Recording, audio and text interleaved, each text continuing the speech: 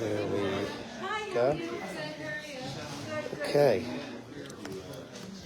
I'm going to give this to you. Thank you very much. You're making me hold this the whole time? What?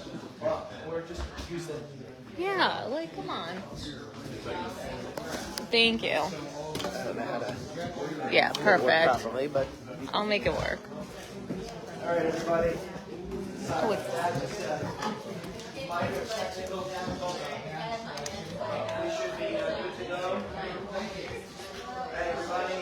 Thank you for turning out for the first live meeting. With our special guest.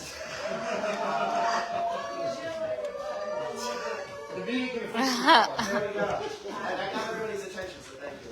I want to thank everybody for coming out to the February meeting of City Island Rising, or March meeting rather of City Island Rising.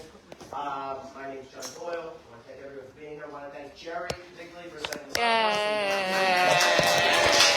There's a lot going on tonight, and I know that everyone really came just to see me, mostly not to see me. So we have a good guest today, Stephanie Fox, who's here from the Comptroller's office.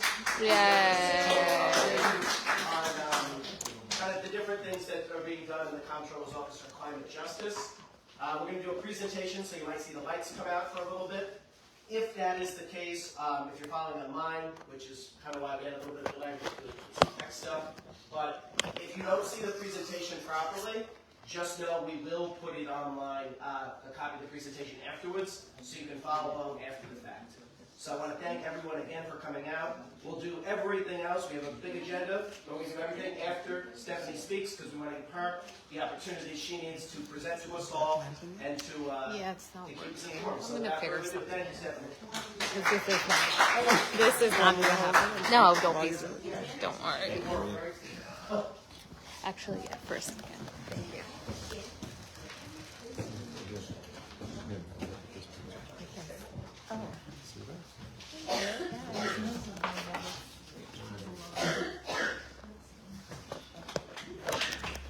How's that, Steph? Good?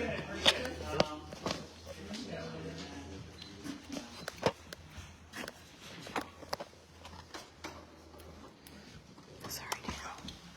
No, you're good. You're good. Hi, everybody. My name is Stephanie Fox. I'm the strategic organizer for Climate and Environmental Justice, working at the Comptroller's office in New York City. So to be here today, talk a little bit about climate data. First, we're going to gain a better understanding of what our office does when it comes to climate and environmental justice. And then we're going to work in working understanding for climate data. So we'll get into it a little bit. First up, a little bit about the office. I work as part of the climate team, which is me, my boss, Luis, who is our first ever chief climate officer of our office. We also work with another policy person who's not on here yet. I should probably add him soon. We also have another team that works on environmental issues. We work on policy issues, and we also work on financial issues. So this is our financial ESG team, who work on financing things to make sure that we're investing in the future of energy in growing markets. Also, if anyone has any questions at any time, please just raise your hand. I'm love to make this interactive. I always confront the climate crisis. As the chief financial officer, I'm trying to do a couple of things. One of our things that we try to do is we try to make sure that we're shepherding in an equitable and just transition to a low carbon economy. And it's not just throwing things out of wall and seeing the stick, that it's being definitive and what will actually make our city better and make sure that people's lives are better while doing it. We also try to equip your city to be prepared and resilient to the impacts of climate change, centering communities on the front lines of climate change, including people who live on islands like Italy. We do a couple things to make that happen. One of the things we do is we do research and analysis, and then we make policy recommendations. We have a couple different things here that we talk about. For instance, overheated and underserved. That was a policy report we put out that will be relevant again this summer, about how we have many urban heat islands in this city that right now are underserved by cooling centers. Has anyone here ever used a cooling center? Some people have used cooling centers. Cool. Yeah, there's areas of our city that need those desperately, and they do not get them. So we detail that in that report. We also strategically organize. It's largely speaking what my job is. We do things like advocate for legislation and policy changes. We try to use our platform to uplift community-based work, testify at hearings, attend rallies, and of course sometimes train the public on some of the things that we do. We have up there a report that we did based on some organizing work we did called Social Cohesion as a Climate Strategy. As a community group, I'm sure you're very familiar with the fact that in order to be a resilient community, you need to be a united community. You need to make sure you have connections with people and that you're all working together. This report detailed kind of how that impacted recovery from Hurricane Sandy and how we can duplicate that across our city to make sure that we bounce back from storms better than we have in the past.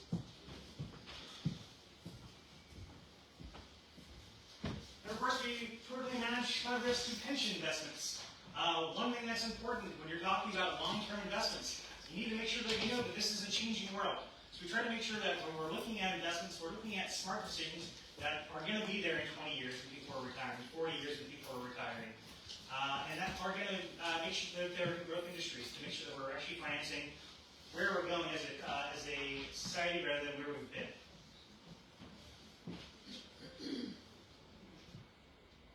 And of course, last but not least, we provide transparent and reliable information about climate risks. Things like spending and actions to all New Yorkers. For instance, we do the climate dashboard, which we're going to get into in a second. And we also do budget and capital project analysis, some $15 billion of city recovery, resiliency spending.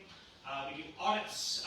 Basically, it's our job to make sure that our city is spending things prudently and smartly. We go over things like all our contracts that we provide as a city. We try to make sure that we provide oversight to make sure that there's a check on agencies' power when it comes to spending. Because we might have a pretty big budget, but we also have a pretty big city and a lot of people in it and a lot of needs. So we need to make sure that when we're spending money, we're spending it in a way that makes sure that we get the most impact out of it as possible. So, important things about climate change. One thing is that it exacerbates underlying racial and economic inequalities. Climate risk doesn't impact everyone equally. For instance, if you live on top of a hill and you live at the bottom of a hill, you're probably impacted differently by rain. Or if you live on an island like this one. So things like physical exposure, when you're talking about rising global temperature, urban heat islands become even more prominent. Sensitivity. Older adults face greater heat risks. The older you are, the more likely you are to be hospitalized from extreme heat. Incapacity to adapt. People who can't afford AC are more at risk of heat. Makes sense. Of course, yeah, works both ways. Yeah, so if you're older adults are more vulnerable to both extreme heat and extreme cold. And you can see that actually when we look at like hospital data, you see that when it comes to like very hot days, very cold days, overwhelmingly the people that get hospitalized are older adults. There's also racial disparities in impacts that can be traced back to historic redlining and racist housing policies that result in systematic underinvestment in things like parks, infrastructure, quality housing, and wealth. We try to look at everything through a climate justice lens. We try to make sure that when we're looking at climate, we're not just looking at it as a scientific issue or just as a weather issue or as a physical issue. It's also an issue that impacts people. Above and all, we're a city of people. So we want to make sure that when we're looking at how we better our adaptability to climate change, we're doing it in a way that helps all New Yorkers. So, when it comes to that, let me show you a little bit about our climate dashboard. So, this is our website. How do you get to the climate dashboard? Is you go to Services, see For the Public, and you'll see the New York City Climate Dashboard right here. Click on that, and it brings you right here. So this is our landing page. It just talks a little bit about what the dashboard does. Also talks about our goals as a city. The city is committed to cut greenhouse gas emissions by 80% by 2050. It's a very, very big goal. One thing that's important to note is that when we're talking about big goals our cities have, it's one thing to set a big goal. It's a whole other thing to actually follow through with that goal. In order to follow through with that goal, we need to make sure that the public is holding us accountable to make that happen. And you can only do that if the public has information in order for them to know whether or not we're getting toward our goals or not. Part of this, the purpose of this dashboard is to make sure you have the tools to hold us accountable. Well, where do you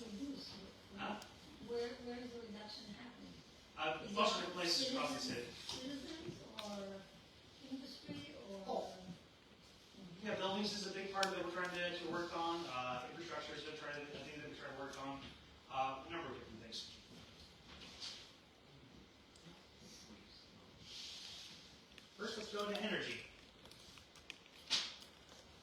So, you're going to notice that we have a couple different things at the top. We have a bunch of different sections that cover different aspects of climate and environmental issues. The first one is energy. So if you look at this, this is a chart that shows exactly where we get our power from in New York City. A lot of people are talking about electrification. Electrification is better when we're talking about making sure that electricity actually comes from clean sources. Fortunately, right now, our electricity mostly, overwhelmingly, comes from fossil fuels. You see this? The orange and the yellow, it's all fossil fuels. The little green parts, that's all of the renewable energy we use in the city, which, of course, not much. We're currently working on changing that. We have a couple different things we're doing. One of the things we're trying to do is we're trying to build some infrastructure to get more electricity into the city. But it's one thing to get infrastructure to get stuff into the city. It's a whole other thing to make sure that we have enough electricity right here in the city. So, one of the things we're trying to do is we're trying to install more solar in the city. It's a renewable energy thing that we can put right here in the city. It requires no transmission lines to bring it to the city. And also, it helps individual homeowners because if you put solar panels on the roof, your energy bills come down. So we have a goal to install 1,000 megawatts of solar power by 2030. Right now, we're at 433.5 megawatts. Now, remember before I said, okay, just one second. Remember before when I said it's one thing to have goals, it's a whole other thing to make sure that people know where we are in our goals. We're trying to make sure we put this up so you know exactly how much our city is getting per year and how close we are to that goal, so you can know whether or not we're actually meeting our goals or not. How are we going about encouraging the solar power installation throughout the city? Why don't you repeat the question for people in the Oh back? yeah, I was asking about how are we trying to make sure that there's more solar power being built in the city. There's a couple different things that we're trying to do. One of the things we advocate for is increasing the solar credit. Right now it's $5,000. We're trying to bring it up to $10,000. We're also trying to make it not just a tax incentive for people who actually have a tax bill. A lot of times we're talking about people like retired people who might own property. They don't necessarily have a big tax bill. So we're going to make sure that we're also able to get that incentive to them as well. So we want to make sure that we can also credit that directly. So we're working on that at the state level. And on the city level, we have something called Public Solar New York. We're trying to use the power of public finance to make sure that we're kind of utilizing our power locally and the aggregate power of like a whole bunch of projects across the entire city to make it cheaper and easier to, through public finance, get people solar. Which is the thing we're actually piloting right now. We just applied for funds this past September through the IRA. And we should be hearing back sometime this summer about whether or not that gets approved. But if that does, we're going to start with 5,000 low-income households across the city. Good. Thank you. Oh, sorry. No, no, just thank you. I have a question about solar installation. Yeah. You know, we want to put solar on our house, and these sales guys come and they do a lot of mumbo jumbo, and you don't really know what they're talking about. Is there a place that somebody we could talk to at your organization, your at the Comptroller's office, who could give us the straight story on So this? one thing we can't do is we can't tell you which private company to go with or not. You kind of got to do the research yourself here. But ideally when we get Public Solar New York up and running long term, hopefully we can beat them all out. Mostly because we're trying to make sure it's simplified and direct. Yeah, so Well, confusing. it's good to know what questions to ask. Yeah, it's hard. And You gotta do your research. I just find out that the solar energy is good. Those panels good only for electricity. So if I have a gas heating the house, it wouldn't make a difference. Not necessarily unless you have a heat pump or something. What? No, I said not unless you have a heat pump or something. Yeah, A heat what? heat pump. Heat pump. That's an electronic, that's electronic. I have a question.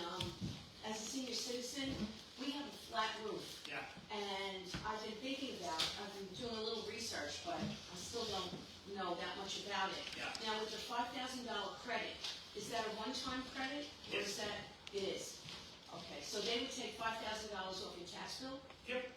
That's the current credit. We're trying to make it 10,000. And Why they'll, do you think it'll be 10,000? Hopefully we'll get it passed this year, we'll see. Oh, good. And I do want to make sure that we do get the rest of this though, but go ahead. That tax credit, is it applied only against New York State tax and city tax? Yes. Or is it against federal tax? It is for state tax. They will.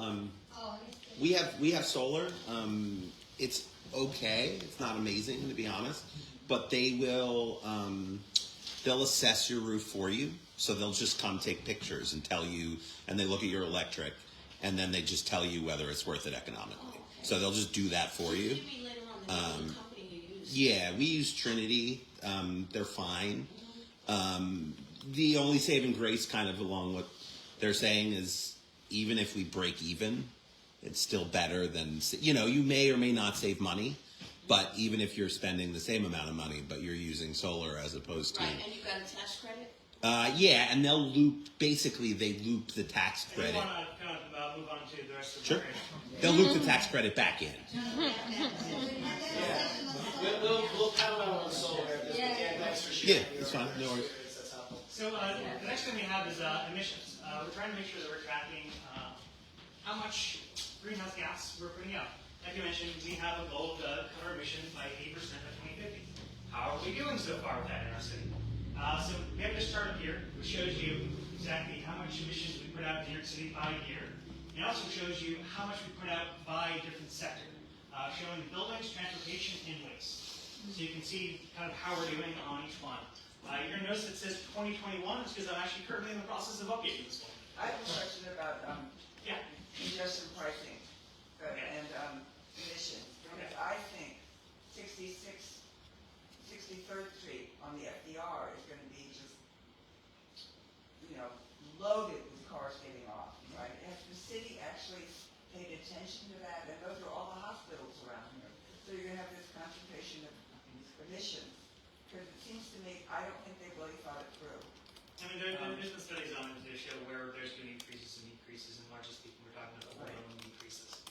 Right. So try to get off 72nd Street right now. Back up. I mean, it's, John Ford. I don't think there's, Let's let the presentation go for now, and then at the end, we're going to have ample time for questions. Everyone's going to get their question answered. If you don't, we'll have a very long Q&A afterwards where people get to submit questions, and we'll put them on. And I'm happy to stick around to you for Yeah. questions. I mentioned that we have buildings, transportation, and waste. We actually go into that in detail too. So you can scroll down, you can see buildings, transportation, and waste. And you can break them down even further.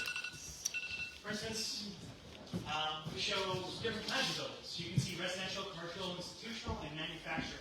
So you can see specifically what kinds of buildings specifically are putting out greenhouse gases. And you can see from where. So you can see that whether or not from natural gas, steam, or electricity. And over here you can see kind of 2005 versus 2001, the percent change that we've had in the past decade.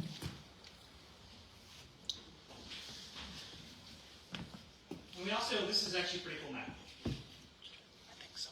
So we have, it's called Local Law 84 that passed a few years ago, which basically said that all people who have a building of a certain size have to report their emissions. So this is every single building that has to report their emissions in New York City. With this, you can actually look in. Let me go to City City Island.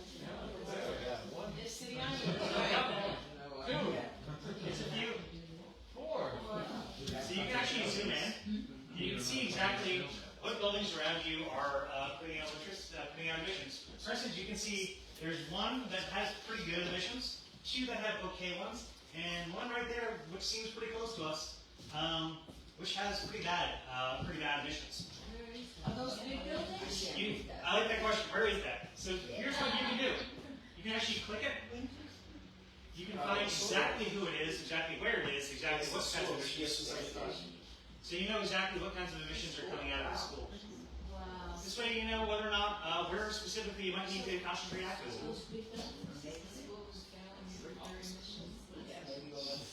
People usually like to snap a lot. It's a pretty cool one. They get a D score, right? Yeah, Okay. I was thinking that it should go. hopefully so.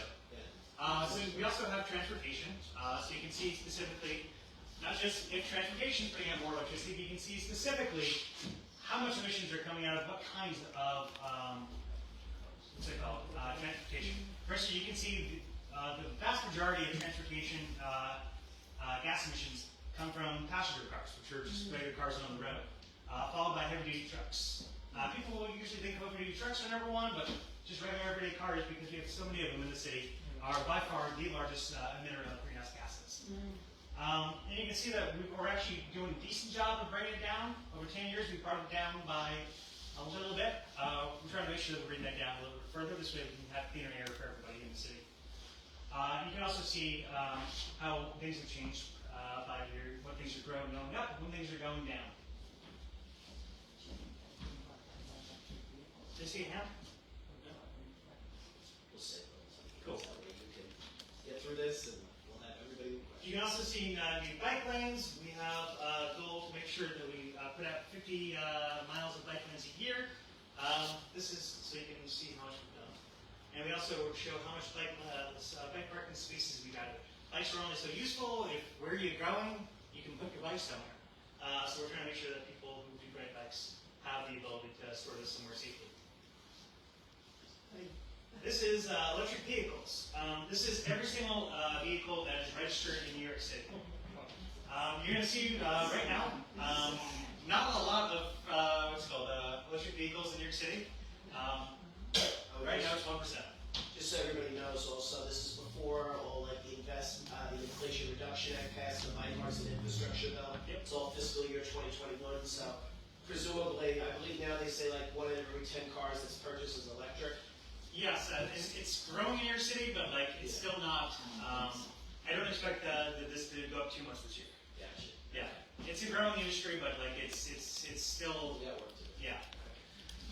And we also track our city's fleet. Our city has committed to buying more electric cars to make sure that they're not contributing to air quality issues. So this shows specifically how much of the New York City electric fleet is electric by year. And we also show infrastructure. So you can see where you can get EV fleet charging, you can see bike routes, and you can kind of click on these things to find out more about the specific charger or the specific bike route. You can also see whether or not it's a protected bike lane or non-protected bike lane. This way you can plan your route if you're biking. Can you zoom up on City Island? Yes, again. Please. I don't believe there is any structure on City Island. Nope. Well, it's interesting because they list that the bridge is a protected bike lane, but it actually, or is it just a regular bike lane? Let's see. It says. It's definitely a bike lane. It also doesn't matter because then you get on City Island and there's nothing, so they could work that. The bridge is a lot of people on the island do want a protected bike lane on the bridge for sure. So, yeah, anyway. To know Not it. protected. Well, yeah, there is a bike lane. Yeah. But Dan's right too. Then you come on City Island and Construction then kind of ends when you hit the avenue, which is the is problem. a concern. Hopefully we can help you there. Yeah. Cool. Waste. Another place that our city puts out greenhouse gases, as you can see up here, is with waste. So we track a little bit of that. You can see specifically about organics participation over the course of the years. You can see small units, bigger unit buildings, and schools. You see schools top out, mostly because all schools are obligated to compost now. Hopefully in the coming years you'll start seeing these numbers go up, mostly because we are now instituting a citywide composting program. You can see specifically in 2008 there was a lot of 1 through 9 unit buildings that were composting, and that goes away in fiscal 2019. Does anyone know why that is? We cut the program. Cut the program. When are they picking up again in the Bronx? Any idea? Yeah, we're picking up again this coming year. In the Bronx? Yeah, across the entire city. Great. Yeah. It started, in Brooklyn it started. I think it started in Queens first and then Brooklyn. I think it was. And here you can see, if you're a competitive sort, you can see specifically each county and how they're dealing with diversion rate. Diversion rate is anything that gets any waste away from the regular garbage bin. So it's composting, it's recycling. So you can see that right now largest diverter is Manhattan, with 22% of their waste being diverted from landfills. Fortunately, the Bronx, you got a little catching up to do. But like I said, citywide composting probably will help a lot with that. But recycling, we'll see.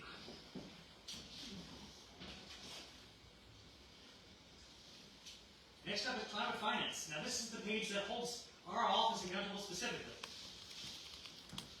Now, our city so our office put a plan together to get our investments to net zero by 2040. And we got it approved by the boards, 3 out of 5 of our pension systems.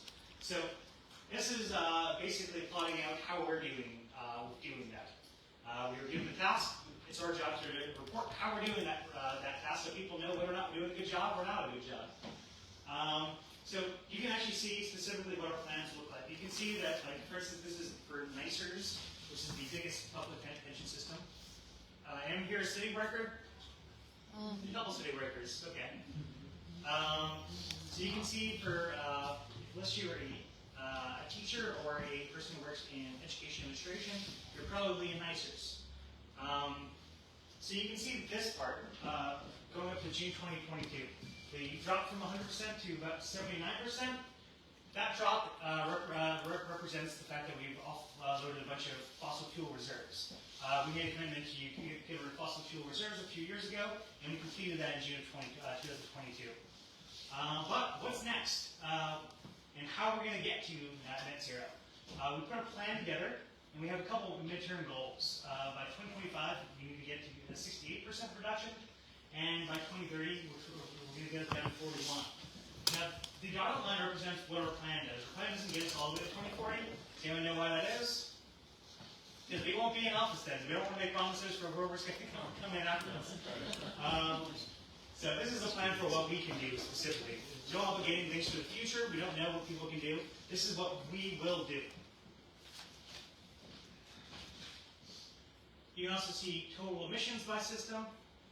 We track Scope 1 and 2 emissions and Scope 3 emissions. Does anyone know what those are? No one does. It's okay if you don't.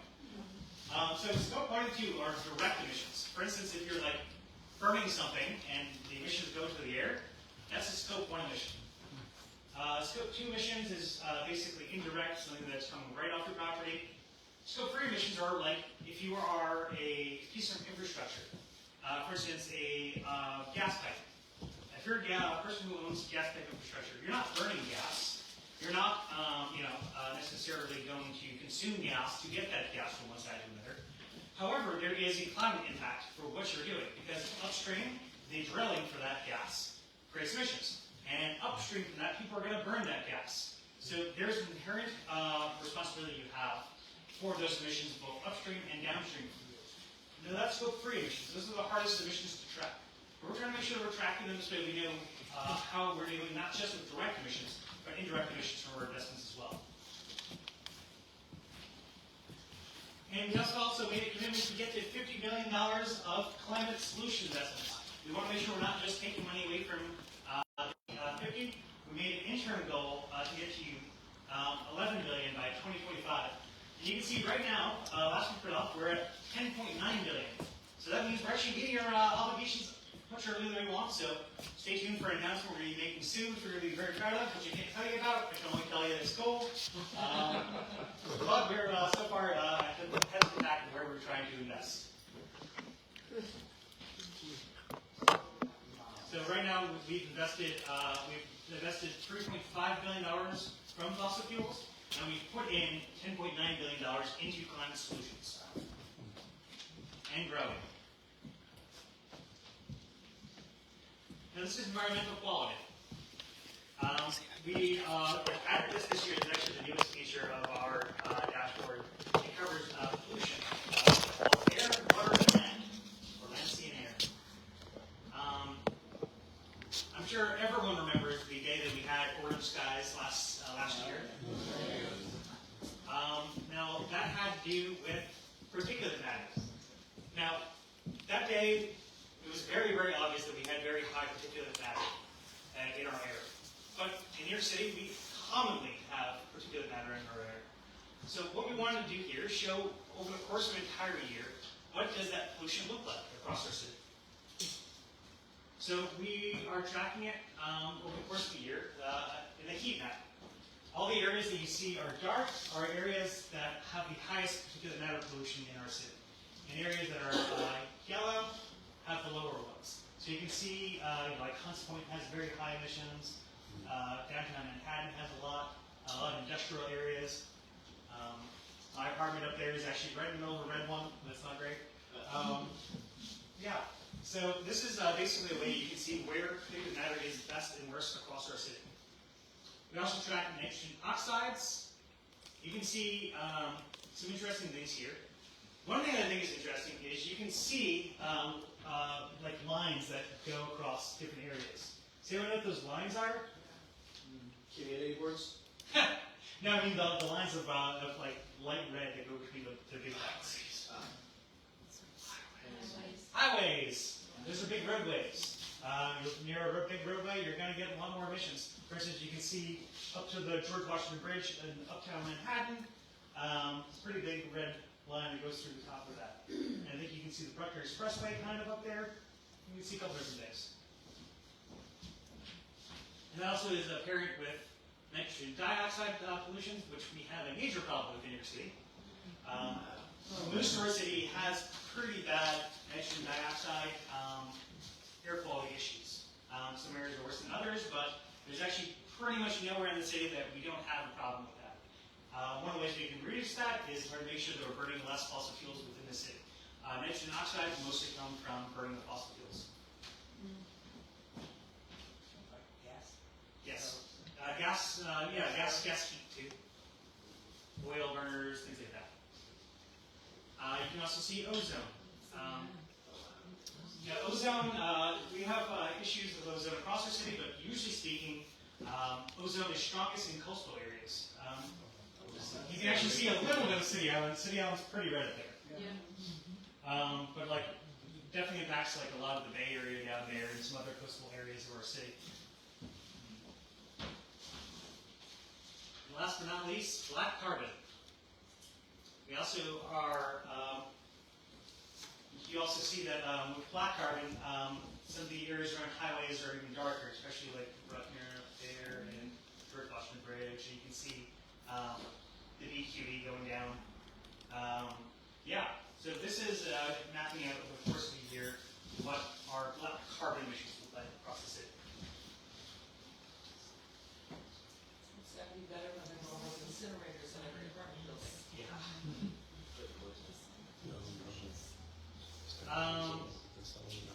Now this is water. We have a couple different things that we show here. One thing we have is water distribution quality sampling. So our city's water is actually very good. It tends to be very clean. But sometimes things do happen. So what we did here is there's little sampling areas that the DEP uses to make sure that drinking water is safe in various areas of the city. This map shows every single one of those in our city. So you can actually see a certain area. You can click on these things. Let's see for City Island. Where's the scale to show, Scale. or the, whatever, the figure legend that shows you what's So dark? you can click on this. Oh, that's wait a second.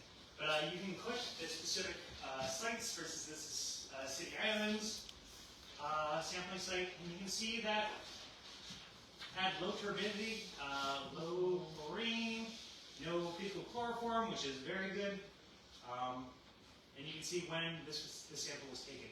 So you can see whether or not your local water source was clean or not. Now, someone pointed out what's it called, the colors. So that has to do with environmental justice areas. There's certain areas of our city that are designated by our state as environmental justice areas or proposed to be environmental justice areas. Oops. And is darker less justice? What? Darker means less justice? Yeah. Darker means what's called a larger environmental justice concern. City Island is a pretty high concern. We did lobby, just so everyone knows, when the state was doing their public impact statements, we did lobby to get City Island included. There were numerous other factors, how long it takes to get an ambulance being one of them, how close you are to a healthcare facility, things of that nature, that the state's criteria were much more expansive in qualify for as a, I believe it's a environmental distress community, is the terminology they use. We did send in testimony for that, and we have that included in the state criteria. Unfortunately, the federal criteria use something far more stricter, which I'm sure Stephanie's going to get into, and we are not on that list. No, we're focused on the state ones. We think Okay. it's a better standard to use. Right? Yeah. And we tend to use the local standards as well. Federal ones are, the local ones are more strict. Not bad. Like I said, our job is to make sure we're serving local populations. And another very cool thing on this map. It is true that we don't really install lead pipes anymore. We stopped installing use lead service lines for water service in 1861, and we banned them for soldering and with lead in 1987. However, a lot of those lead pipes are still in the ground, still being used. So, this is a map of every single service line in our city. I'm going to zoom into the city island. So, every single parcel of our city is on this map, and if you click on the different areas, you can specifically see whether or not that area, that specific building, that specific parcel has lead pipes. Does anyone want to identify where this is? We can see if this building has lead pipes.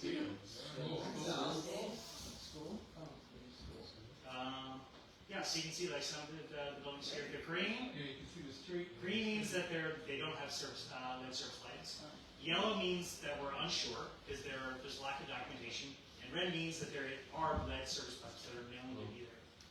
You can see there's a lot of lead service lines on the city island. Yeah. A lot of service lines in the area. One thing the federal government's doing is there is money for lead service pipe removal. That's part of the IRA. And hopefully we can utilize that money to change some of this.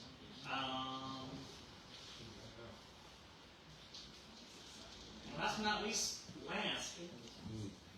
We track two different things here. We track bulk chemical storage facilities. So you can see where in our city we're storing things like pesticides or other kinds of harmful materials. So you can be aware of where those things are being stored, and you can utilize that information in your advocacy. There currently are none on City Island, so that's a good sign. We also have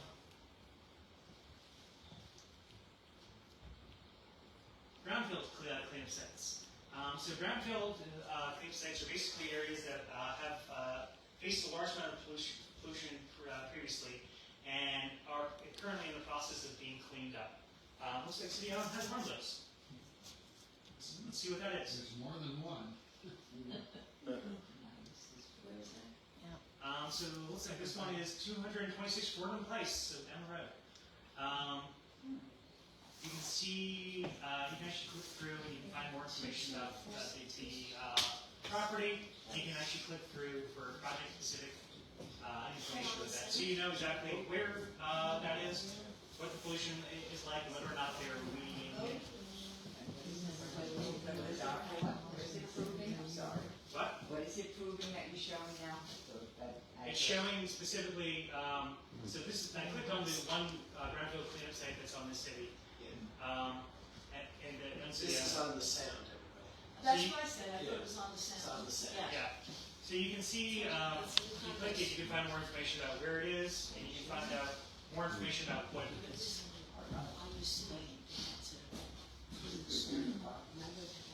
And the last page we have is resiliency. So we showed a couple different things that are resiliency map. So, of course, when we're talking about climate change, one big issue of climate change is that the sea levels are rising. What does that mean? That means that places that traditionally haven't been flooded from sea level rise are slowly but surely getting more impacted by the sea level rise. So, this is what our current floodplain looks like in your city. So the city, yeah, you can see that there's some areas that are in the 100-year floodplain here. Old Northern Island. One chance of flooding in that area from the coastal storm. But that's going to change. Right now, it is, that's what it looks like.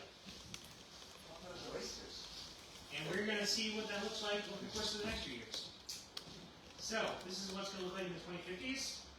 You can see there's more of it. There's actually a line going through the entire island there. This is what the 2080s are going to look like. And by 2100, you can see that there's a lot of city island that is in a floodplain there. So, one of the things we're trying to do, other than trying to prevent sea level rise, this is actually based on the worst case scenario. We're trying to plan for the worst, hope for the best. What we're doing is we're building resiliency research projects. There's a couple on City Island too. So resiliency projects are specifically things that our city is doing and investing in to make sure that sea level rise impacts our communities as little as possible. Things like seawalls, water management systems, drainage pipes, permeable pavement, anything that makes sure that water doesn't get into your house, basically. Now you can see there's a couple different projects that are happening on City Island. You can actually click on each one of those, and once you click on them, you can see more information about that specific project. So if you're curious about what projects are happening and who's responsible for it, you can see that this one is managed by the Department of Design and Construction. You can see that its start date was 2016, and it actually was completed a couple years ago. This was supposed to be. Do they tell you the street? You can zoom in on it. Yeah, I think part of it is, there are different streets here, obviously. Obviously, the ones up there at the front end of the island on Bridge Street, Miniford, we know those are stars. So, yeah.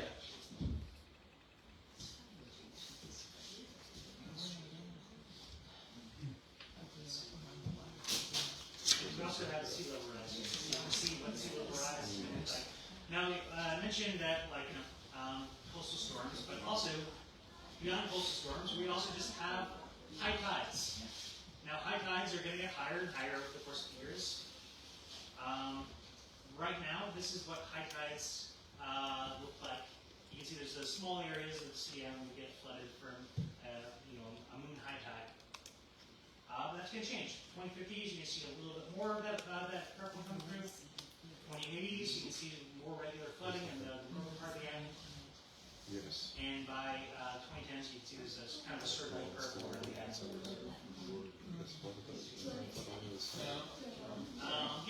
you can track that there. We also track heat risk. I mentioned earlier about heat island effect. You can actually see what the heat island effect looks like in the city. So everywhere that there is dark red, those are areas where there's a lot of heat problems. So you see City Island nice and yellow, probably because you're by this cooling water. But a lot of the internal areas tend to be darker red. Now, there's a couple things that overlap with heat vulnerability. One of which is whether or not you have trees. You're going to see that this is heat vulnerability, this is vegetative cover. You're going to see there's a bit of a opposite when it comes to that.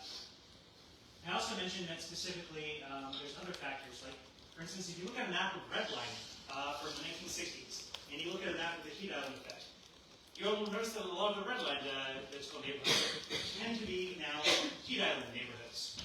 And if you look at the environmental justice area map, you're going to notice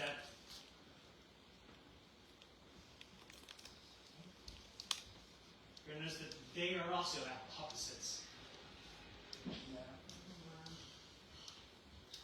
So that's our heat.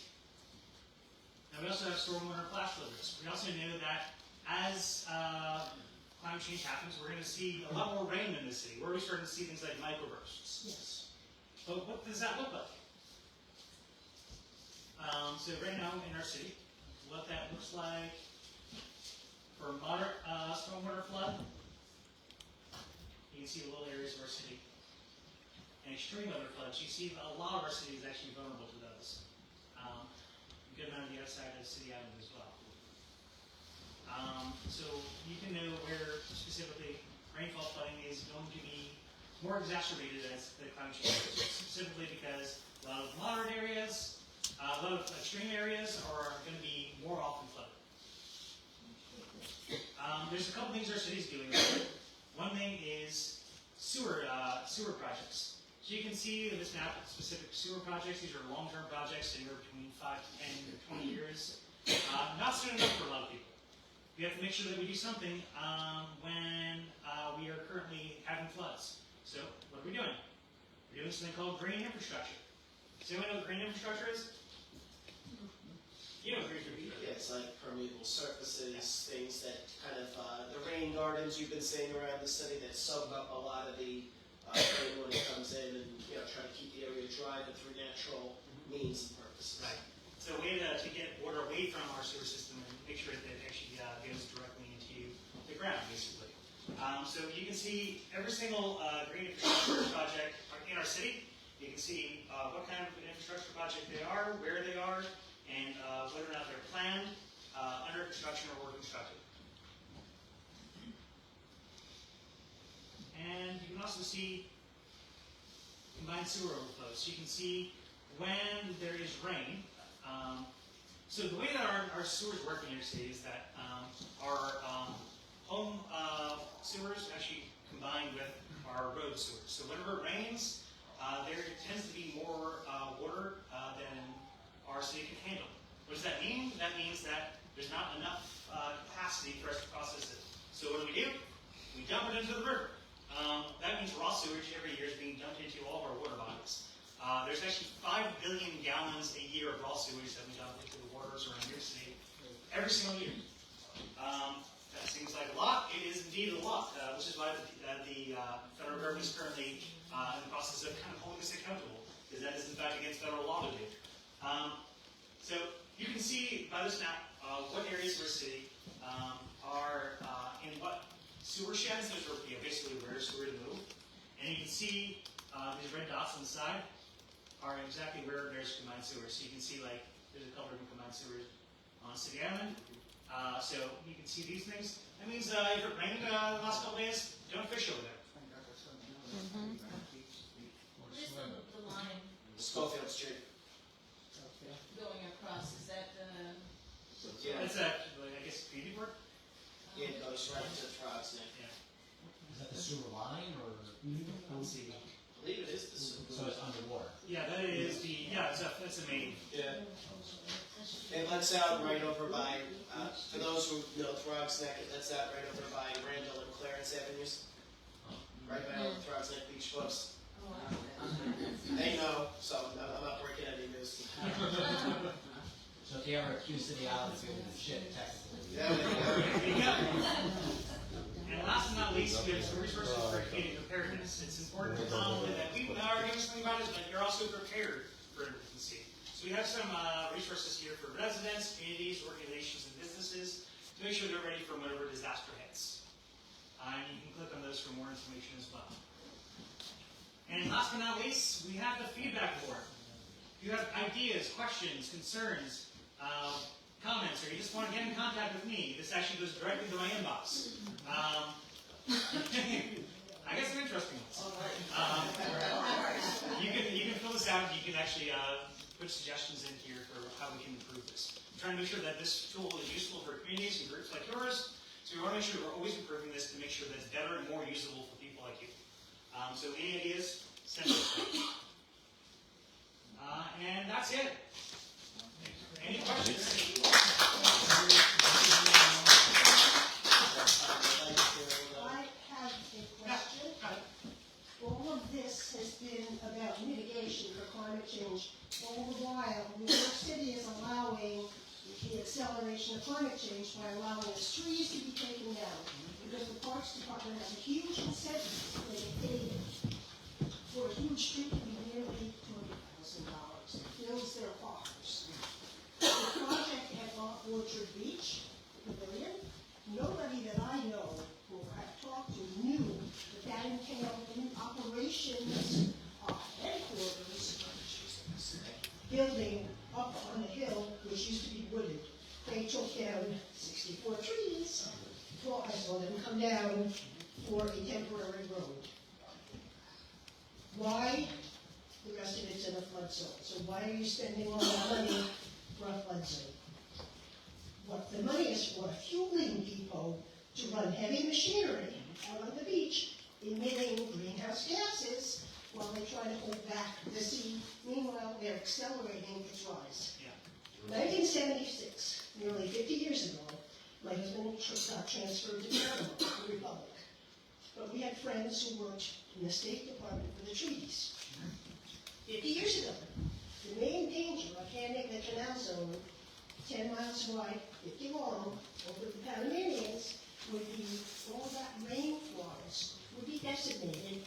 They would destroy the watershed, and Panama would no longer function. It was designed when Lake Gatun up highest point, that head feeds the locks. This year, guess what? It happened.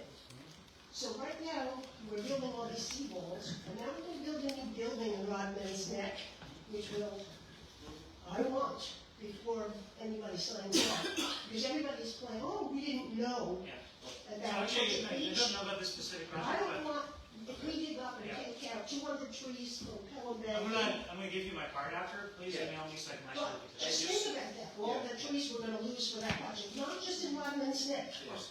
No, good point. And Stephanie, just so you know, Nancy has been a champion on this. We have been back and forth with a few different community boards and parks personnel, and we did actually just reach out to New Yorkers for Parks to get their opinion on this, which is more of an advocacy group that's independent because you have concerns that you don't feel being addressed, and I kind of agree with you. So, And one thing that we actually support from our office is the Urban Forest Act, which is a bill that's going to make sure that we preserve a lot more of our trees in our city. Trees are actually absolutely vital part Get of money to allow the trees to come down. well, let's. Great question, but let's steal Stephanie offline on that. I think you've made a very compelling case for it, to your credit. And now the action on that's going to take place offline with Stephanie, and you guys are going to connect afterwards. Who else has a question for Stephanie while we have her right here in front of us all? Okay, so I'm going to ask one question then. Well, two questions. First, local law 97. Maybe for everyone who knows, this is the new law that's passed to kind of reduce buildings emissions that there are a lot of concerns about. So I was just hoping maybe you could tell us what resources are available, if anybody lives in a co-op building or some of the other buildings in the area.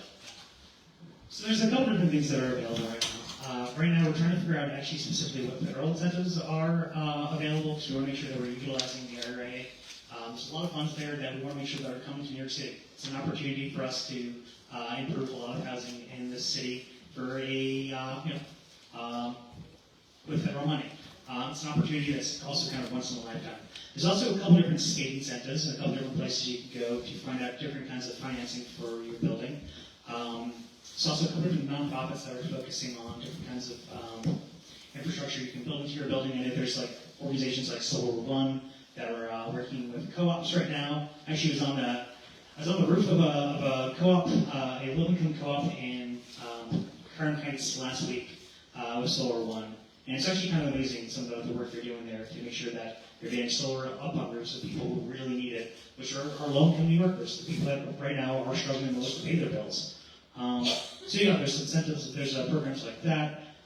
We're trying to advocate also for like a green building fund. Right now for Local 97, there's a fee that people pay if they're not making their hitting their emissions goals. We want to make sure that money is being put to use. We want to make sure that it's actually helping us get our city to that reduced carbon footprint. So what we are advocating for is taking that money, putting it into a green building fund, which would help low-income people basically be able to afford the improvements that they're doing this way. When they're trying to invest in their building, it's not coming out of their rent, it's coming out of money that the worst offenders are paying. Other than things like that. What is this website again? this is the New York Comptroller's website, and it's under for the services for the public, NYC Climate Dashboard. So if you're on Google, go to NYC Comptroller Climate Dashboard. You see it's right. And we're going to share it on all our social media, so you guys will get access to it, and I'll even do an e-blast out, so that way everybody gets it too. And there you got it on the bottom there, which we're fortunate for. So we will blast it out to everybody. Then just because we have an expert here, and we appreciate that you came all the way out here to see us today. Just two things that I think broadly City Islanders agree with. One, we've been working with our congressional representative, Alexandria Ocasio-Cortez. We would like to see the utility lines that run above ground in City Island. There have been numerous problems on. There's been a lot of windy days. It does affect service here. It does affect people's cable reception, electrical, other stuff. We would like to see those lines put underground. And I know she is trying, working with the mayor's office, to try to get some of either the IRA money or other monies to do that, working through Con Edison. Any help that you could provide, we would very much welcome that. I don't think there's a person on the island. I know City Island's a neighborhood of 4,500 people and 9,000 different opinions. But I think everybody on the island, no matter whether you're blue, you're red, you're whatever, polka dot, whatever, you are for safer utility lines that are not going to be influenced by storms. Just one second, Nancy. And then the second thing is frankly that we have a lot of parking lots for the restaurants out here. Obviously, the restaurants need those parking lots. But if there's ways we can, provide incentives for them to either go solar, to kind of put a shade over that parking lot, or even, and I'm looking into this through grant monies, maybe, reflective paint, so that way it's not blocking in that heat next to so many homes, because there has been on a few different maps that show, zip code by zip code, we do sometimes come up as a heat island. So, just things to keep in mind. There's actually legislation that was put up there by Representative Sandy Harris. Now, what that specifically is trying to do, trying to make sure that when we have parking lots that are currently very exposed to the sun, that we're utilizing that sun. Specifically advocating for city-owned lots that have parking to put solar canopies up. This way we're, one, keeping those areas cooler, which will help us reduce the urban island heat effect. It'll also help us utilize that sun for power to make sure that we're getting more power into our grid locally. Thank you for that. Nancy, go ahead.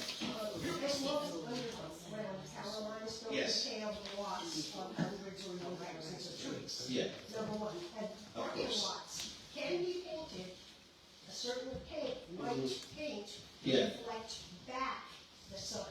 Absolutely. And we all envision a world where the trees can live in peace. So, But we absolutely. cannot keep losing trees. I agree with you. It's treason. We are. Well done, Rev. Well done. And then, again, we do have a lot of areas on the island that do flood. We have 4 flood sensors on the island, so I'll be sharing that data with you. Any advocacy support you can provide, we very much appreciate it. So let's give our guests a round of applause. Just stick around for a little bit, so that way, if people have one-on-one questions after the meeting, go see Stephanie in the back. But thank you again. This was really, really great. Okay, I want to thank everyone for coming out. Did everyone get an agenda? Okay. I brought 30 copies, thinking that would be enough. Shame on me, I know.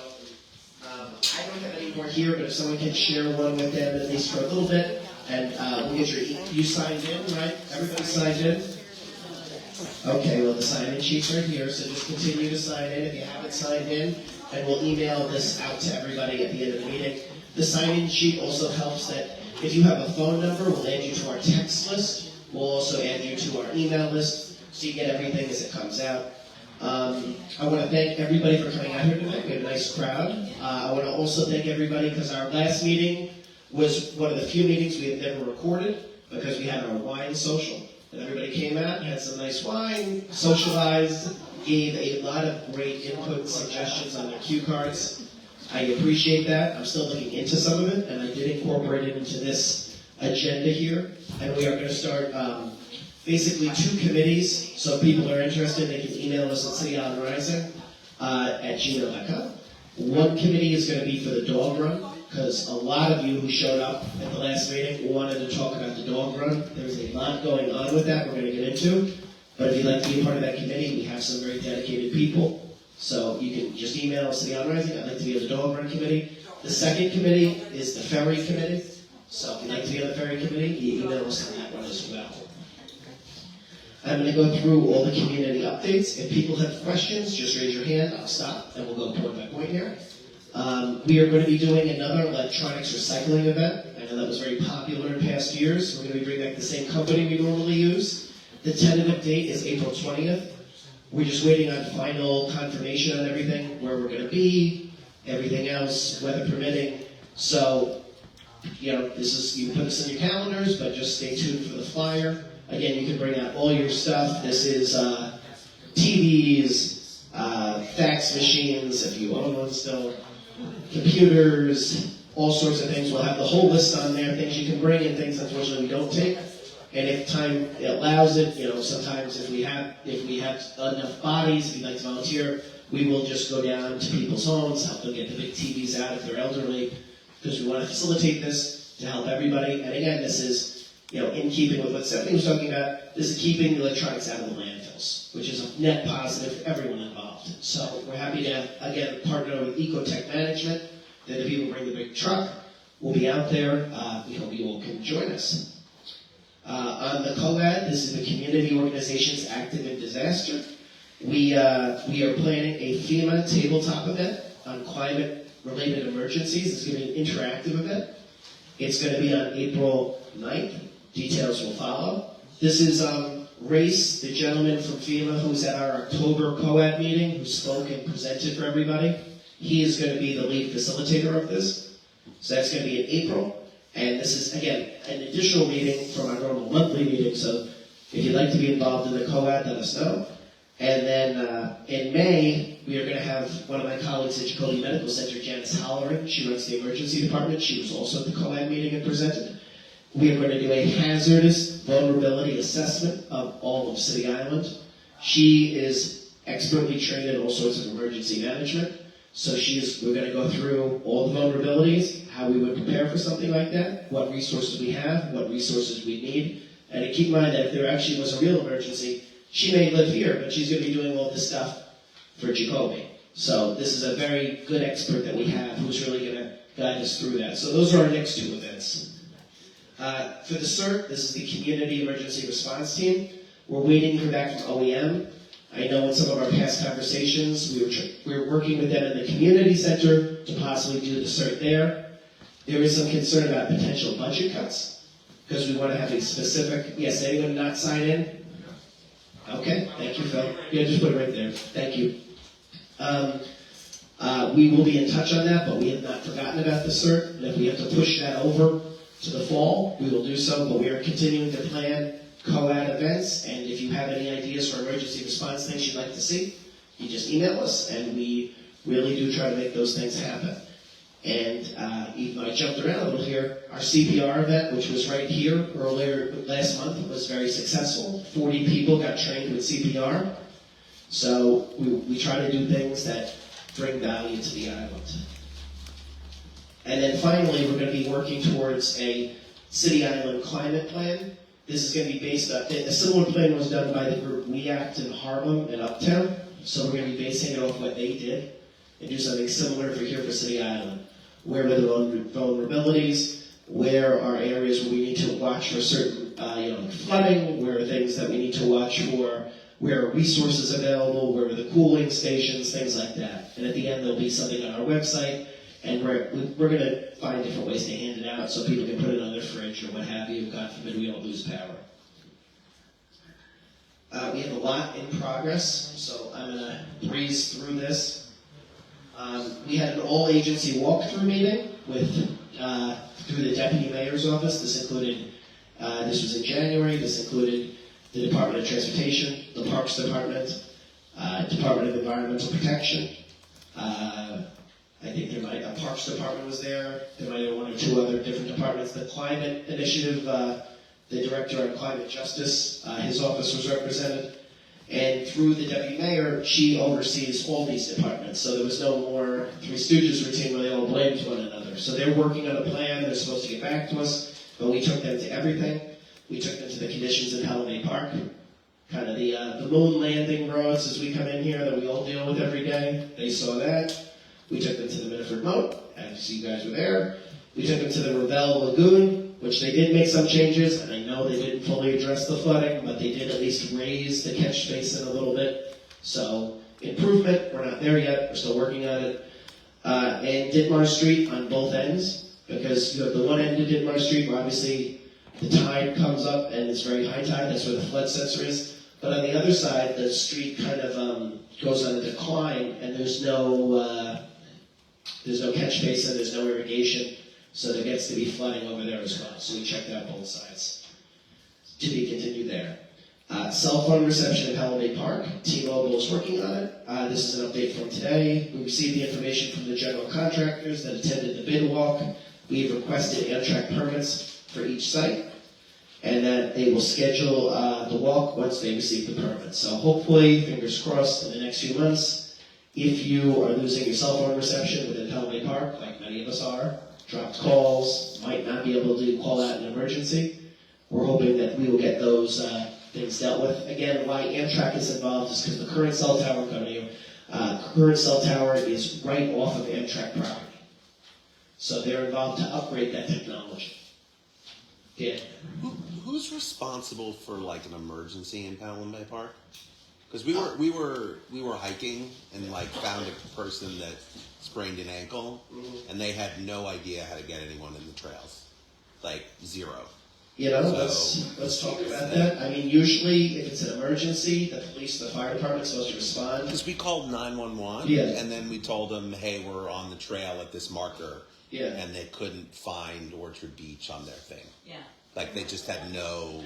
We've had that problem. You know, and I didn't want to like be mad at anybody, but they had no idea. We eventually hiked out and found a park person who wouldn't talk to 911, and then 2 hours later somebody grabbed them. So let's speak to emergency management. But thank you for bringing it to our attention, and we'll connect. I mean, we're fine. But let's try to address it before there's an emergency. Absolutely. As we talked about earlier, we have 4 flood sensors on City Island. They're at the Ditmars on this side location, City Island and Center Street, which is kind of the baseline location. There's one at the Miniford Moat, and there's one down on Tier Street, right by the Tier Street wetlands. We are going to be in the process. We had a meeting scheduled, it had to be rescheduled. We're going to be putting a few of them in Pelham Bay Park as well, and then the goal is to extend that down to coastal Throgs Neck as well. So all the coastal areas will be getting these flood sensors. Interestingly enough, I think people thought we were exaggerating about how bad Ditmar Street was, and now if you go on the website, DataViz, or just go to FloodNet NYC during a storm, Ditmars consistently ranks as one of the worst sites in the entire city. So evidence-based approaches do work. If we raise our voices and we coordinate with people who are in good places in city government, we can change. And this is, I think that probably helped get the deputy mayor's attention as well. Rodman's Neck, the update's down here, where they switched the contract to be a construction management build contract. What does that mean for everyone here? What does that lingo have to do with anything? The good news of this is that usually in a bid contract, they have to choose the lowest bidder who qualifies. No matter if that person is the best person to do the job, what have you. That was the problem on Pelham Parkway. The first person who did the first part of the job on the south side did a job that people weren't satisfied with, but they came back and they underbid on the north side as well, and they got the second contract. This allows, construction management build allows the city to select the best quality builder for Rodman's Neck. And then I put in here what they say their new, their estimated start is in early 2025. This will not include temporary baffling. They will include baffling in the overall, but the temporary that had been talked about, they were going to try to put up early and then leave there. They're not going to have that. Yes, Nancy? Rodman's Neck is in a flood zone. Yes, it is. The solar ice caps, which is landlocked ice, is melting. We don't know how quickly that will happen. Yes. We do know this has been the warmest year on record. I'm 80, so I've watched it happen. Absolutely. I've seen it. By building something for that amount of money in Rodman's Neck, we need to get the firing range out. Queens said no. Riverdale was able to keep the cricket stadium out of Van Cortlandt Park, but over here on the east side are just pushovers. Well, we're not pushing. We're doing 2 things on this. One, we're trying to get them to fully enclose the range. Right now it's only 83%. We're trying to push it fully What that's enclosed. going to do to our environment, the building there. Well, that's why we get the second prong thing, which we're trying to, Nancy, hold on, we're trying to pass state legislation. We have a bill in both houses that requires them to do health and safety testing, water quality testing, a whole bunch of other testing. The Parks Department gets a, Okay, all right, I understand you're upset. We'll move on. no, Ralph? no, The construction not even build program. Yeah. Is that an optional program or is that now city, is the city doing that with all? Not all projects, but they moved this project into that selection. It's not for all projects, for this project. What was the impetus for them? I think it was, what was relayed by DVC in private conversations was that, not private, but they didn't say this in a public meeting, was that this allowed them to choose a better quality vendor than who otherwise might get it through a bid. Beyond that, the dog run, we talked about this in the wine night thing, and we also have been working on this with Senator Fernandez's office. They've went back repeatedly to the Parks Department. The Parks Department says at the school in Ambrosini Field, I know people feel that they could put a small dog run there. They've determined, they are the experts, they cannot put a dog run there. So we're looking at different sites possibly on the island. It is easier to do that, much easier to do that with existing public sites. One such site that we brought to their attention was, remember, there's supposed to be a waterfront area all the way at the dead end of Bound Street between Seafood City and their construction that was going on there. That's supposed to be a publicly accessible waterfront. So if it's supposed to be public, they could just build one there. And it would be a minimal disruption to the residential community, which some people have raised as a concern. So the Senator's office is looking into it. We don't know if that's going to be the final site. If people have other suggestions, please email us and let us know. And then finally on this thing is the logo contest. There's going to be some media going on about this. It's in the Island Current. It's going to be on a few other things. I see some artists here in the room who I'm going to hint at for this. Very good artists. We need some logo designs. We've gotten a few, but I want to have a broad selection that we can choose from. And if you submit your design, you get a $200 gift certificate to the City Island restaurant of your choice. You do not need to just be a City Islander to submit a logo design. You can be from anywhere. But we will only give the gift certificate for a City Island restaurant because we want to support the local businesses. So please, if there's artists who you're friends with, artists in your life, what have you, take a photo, share this, spread it. We want to make sure it gets all around. There's going to be, as I said earlier, some press wanted to cover this. The goal is to have a design selected by the summertime, because we're going to be designing storefront placards that you can put in your window. Yes, the Ferry with the logo that connects them to the website, so people can see a broad movement on the island that people want to get the Ferry. And then we may even do a rally on a heavy traffic day right at Bridge Park, where we can show our rally signs and give out postcards as people are coming in. So this is part of a larger public awareness campaign. Again, it all starts with logos. We've gotten two. They're not bad. One is more of a historical logo. The other one is very functional, I will say. But and then I think a third one just came in today. But please submit your logos so we can get the best and most compelling thing out there. Raphael. I just want to volunteer my logo idea. I'm not an artist, so I can't do it. Okay. If anyone wants to do this one. So you all familiar with Groucho Marx, right? Okay, just asking. So my idea is a boat, kind of cartoon style. So like the thing that comes up out of a boat, forgive me, I don't know boats. Like the thing that gives off smoke is Groucho Marx's cigar. Somewhere there's the eyebrows, and like above it says "say," that's up, and then on the boat it says "very good idea." There we go. So if anyone wants to do that, it's yours. No trademark on top of it. He will not sue you if you do somehow submit this into a winning idea. He won't force you to take him with you to your City Island restaurant with a $200 gift. You got it. Well, maybe you should take him. And then on this one, so obviously people are aware of the Anchor Fridge and the food that goes in there. We've just started a partnership with Grassroots Groceries. If you've seen the big boxes outside of the Grace Episcopal Church once a month, this is part of what we're doing. Once a month they deliver lettuce, blueberries, bananas, all sorts of things. We give it out to as many people as possible. We're going to do a better job of kind of getting the word out on our social media. But come on down. This is meant to help with some of the food insecurity problems that some people do experience. And it's just first come, first serve, take as much as you can, and then we stock the anchor fridge with what's remaining afterwards. So, we're grateful for this partnership, and we're just trying to make the most of it so that people in the neighborhood do get fed. And when is that? It depends on when they're free, but usually once a month. New business, we are working on, the city just passed something for noise cameras, believe it or not. I know some people are bothered by the loud noises, particularly on the avenue late at night. We're going to put in, so maybe we can get one of these noise cameras to deal with some of the, as I call it, the Daytona 500 Raceway at City Island Avenue. We'll see where we get there. And we're also looking into, because we have some grant money, is doing some wooden benches by some of the bus stops. So obviously it's going to require consents from DOT, from property owners, what have you. But we are working on these things, so we just want people to be aware. And we do, if you have other ideas for grant opportunities, a lot of grants are opening up. So if you have ideas on ways you think we can improve the community, the email address, again, is right there.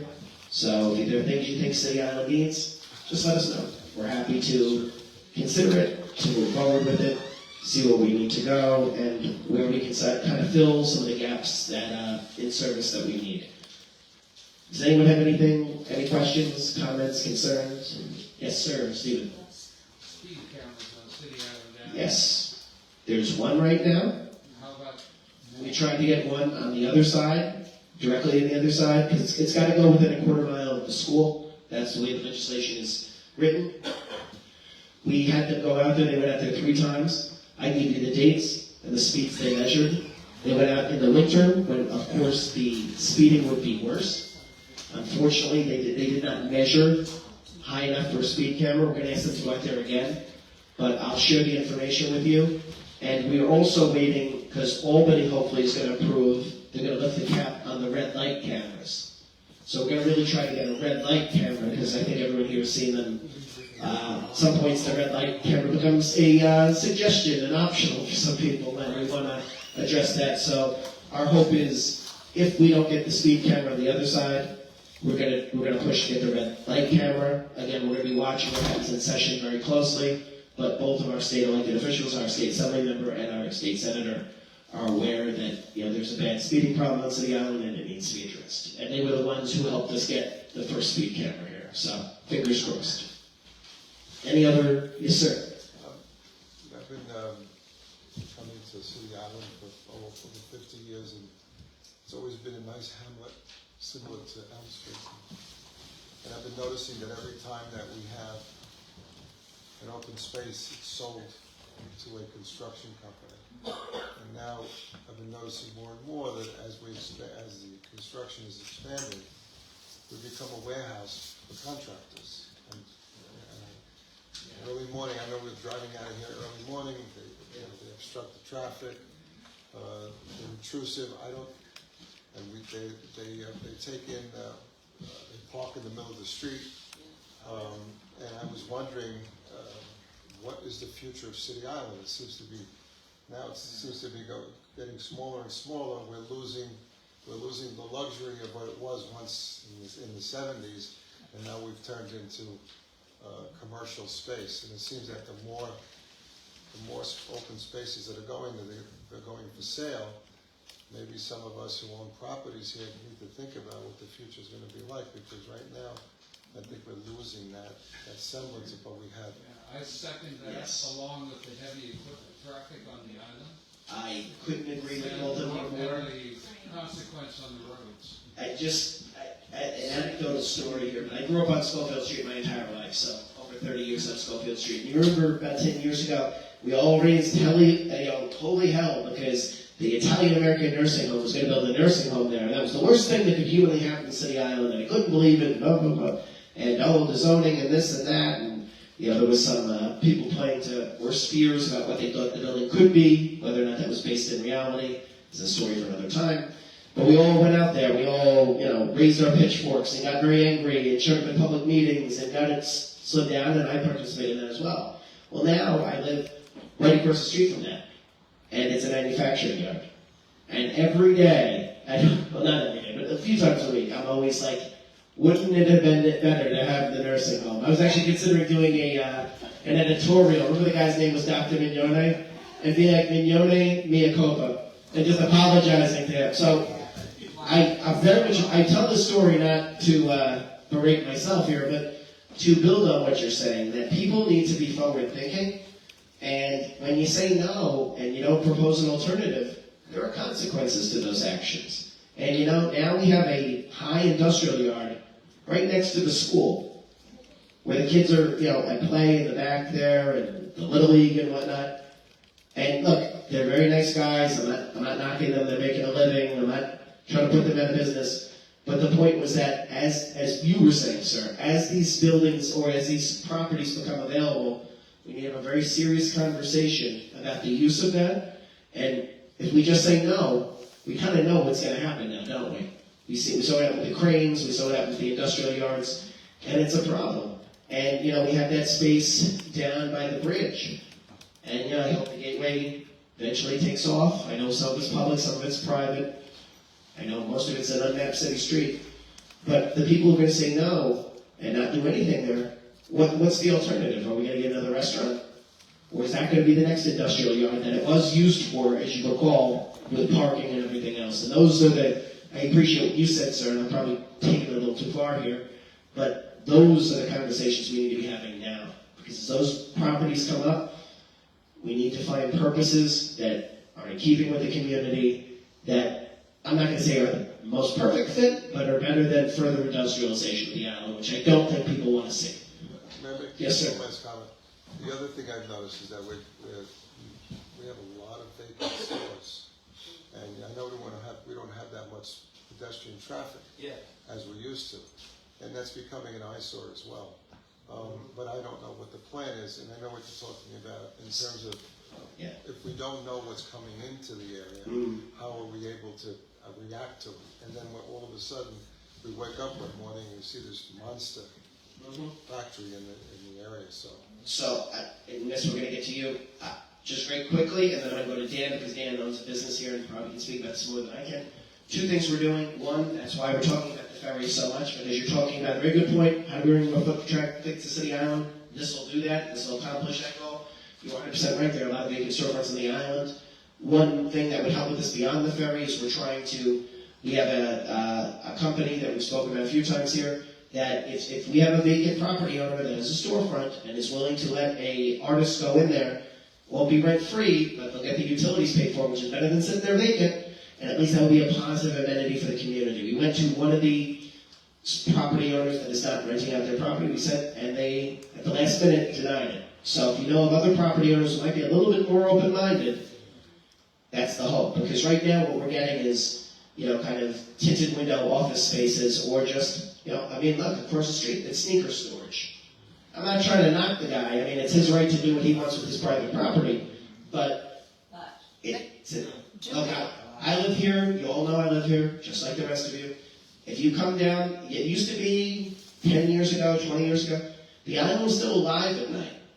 You go down this avenue, even on a weekend, at 10 o'clock at night, it's not alive anymore. It's dead. And those are the kind of conversations we need to have. Dan? In the old early Ruth building, which is arguably vacant for the last 30 years, I mean, it's sort of open, there's a yoga Pilates studio going in. They're working on it now. If you go to Pearl Movement, PearlMovement.com, you can sign up for like updates and what they're doing there, and it's her space, but she's renting it to another City Islander who's been kind of scoping this out for a while, and so she's supposed to be. I saw it from the play, Pearl, and I was wondering. Yeah, so she's hopefully opening in April-ish. I mean, stuff takes a while, but you should go check it out and sign up so we have less vacant storefronts. Yes, Miss. Yeah, that's great. I'm so glad to hear that. I'm just going to kind of like take away all the stuff on the top and get to the bottom. Sure. We don't have a planning committee for this island, do we? Like, No. to say, these stores, we need this, and we go out and find that, or, you know, we don't let others come in that aren't good for the town, and there's no kind of decision makers on this island. Unfortunately, you know, this is one of those things, as the gentleman mentioned, we're a hamlet, so we are under the auspices of New York City governance. And that's helpful in some ways and not helpful in some ways. I mean, you have the Chamber of Commerce, we have our local elected officials, and we try to, you know, steer things in as we can. We did get a contract for UPK. We've been trying to place that now for 2 years. And Maria's worked very hard on that. Teresa from our board, Kim from our board, other people. But finding a space that can hold a universal pre-kindergarten, if people don't know what I'm talking about. But finding a space that's big enough to hold universal pre-kindergarten has been a problem. And sometimes it is, City Island has some unique things with property owners as well. A lot of people are legacy property owners. They inherited their commercial space from their relative expiring or what have you. And they haven't really ever given a thought to what they want to do seriously with the property. But let's talk offline, and maybe there's something we can come up with to identify needs or do a retail survey to try to figure out what people need. But I am encouraged by what the Pearl Yoga Studios, I think it's called, she messaged. I think she's going to come to a future meeting. And the Greek places Andrea just brought up. You know, there does seem to be some good things happening, but we need, as you pointed out, we need to build on those things and make sure we're getting things here that people want and need. Well, if there were some guidelines Yeah. for property owners that they had to follow, Yeah, you know, I agree. it seems like that, if that were to be put together, then there could be a planning, and we could have places. I know it's hard to get business here. It is, and also. as part of the city, remember the city is taking on an overall liberalization of its zoning laws through the City of Yes. So they're kind of going in the other direction where there aren't as many guidelines. So let's talk offline. I think the things that we've tried to advocate for beyond UPK has been trying to get an urgent care here. So those are kind of the two things that I think we've been focused on. But there are other needs, and if people know needs, just going to put this out there, you can email us, and we do try to, you know, if we can, identify a few storefronts where things could go. But as we talked about earlier with the artist lofts, not lofts, I'm sorry. There was an artist loft concept years ago, but just artist storefronts that display artwork, and it's a working area, something like this. Getting a property owner to agree to something where they're not getting, enough compensation is tough. And that's been something we've been trying to deal with as well. So, complicated issue. Let's talk offline. Maybe we can come up with something. You signed the sign-in sheet, right? So we'll talk offline and we'll make sure we're talking about this. Yes. Do you have an update on that building next to the Pelham Yacht Club? Oh, yes. Well, I know that it's not being used, and I know that I don't think there's been any change in the permit activity. Obviously, at one point, they wanted it to be a catering hall. I don't know if that's changed. I'll check with the community board, and I'll get back to you. Yes? You mentioned the City of Yes. That's something where you really got to keep your eyes and ears listening, because they want to change zoning laws, things like that. So when you're talking about empty storefronts, they could change the laws, and they could be having storefronts on like every residential corner. There's a lot with City of Yes, and I think that we need to be aware, absolutely, what you said. And again, we've had very restrictive zoning laws here since the 1970s. And, I'm not saying I'm for City of Yes. I'm not for City of Yes. There are portions of it that I think we need to talk about. Town square zoning might be something that City Island should consider. But my point is that we've had strict zoning laws since the 1970s.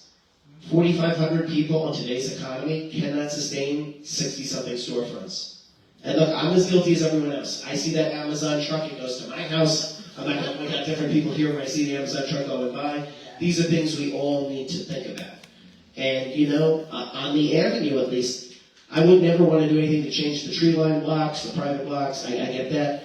But on the avenue, maybe if they could build another story, would that be the worst thing in the world? It would provide more people on the island to go to the storefronts. It's something to be considered. It's not a decision I will make. This all needs to be part of a greater discussion on the zoning. That's all. Yeah. So I just wanted to bring this up back to the dog park. Yes. There are a lot of vacant properties. Well, just approaching this, if there is a property that's pretty big, would people would people be willing to, invest, I mean, significant sum, four-digit or five-digit sum to help buy the property, and it could be, I don't know all the legalese, but it could be owned by a group of people on the island, and it could just be a dog park. I know you're not rich, but just an idea. It's an idea. The senator actually was thinking that private site acquisition. The problem is if the government comes in to do that, that's going to take years, and that's why maybe something like the waterfront areas we're supposed to have might be a medium where we can just direct the money. And there, again, when some of these things were constructed, they said there would be a public waterfront area. And then there isn't. For better or for worse, I'm not here to cast aspersion, cast blame, but there's a possibility there because something's already been promised and supposed to be enforced by the city. Yes, And Maria. you know what, John, also with dog runs, which I love the idea of a dog run, I'm a dog person, you've got insurance issues. That's another. Well, the pet owner has insurance issues, right? I mean, you're talking about for property. I apologize. If somebody gets hurt, somebody gets bitten by Yeah. a dog, you'd be surprised. Yeah, no, you're right. I think if it's a publicly owned space and you own a dog, that might be, Maria brings up a private place, insurance could be a little bit of a pain in the rear. Sir? One last footnote. Yes. I use the ferries in Ferry Park a lot, and I noticed that on the weekends, even during the week, during the summer, a lot of people come in from the lower, the Upper East Side. Yes. And if this thing goes through with the ferry here, we could be like a West Nyack, where people are coming from the city, and maybe that would contribute to the pedestrian traffic on the weekends for a place to come. And I would think that's probably the most progressive ideas in so many years, and I think that would be very, very helpful. And I think collectively we have these great ideas that we want to do. We grew up here, and we're, it's time for us to, some of us, we're getting a little bit older, and we're getting a little bit tired, but it would be nice for the future of City Island to be back what it was when, in the 70s and 80s. It was really, really a great place to be at. And, and people used to say, I don't live in the Bronx, I live on City Island. So one thing I want to point out is if people want to, they can go to yescityislandferry.com, one word, and with a simple web form, they email all their elected officials that they are in support of the City Island Ferry. And on that perfect note, I'm going to close out for the night. Thank you all very much. Great meeting. Thank you.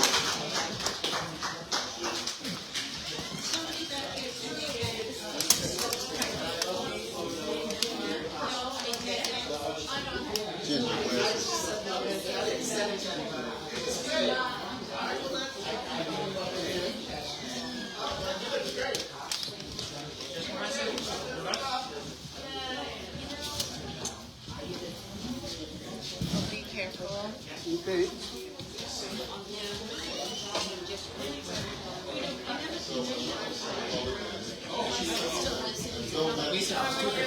What do you mean? I was 2 for 2. I got 2 jokes. I know, you did a great job. And I'm sure everyone heard it online too.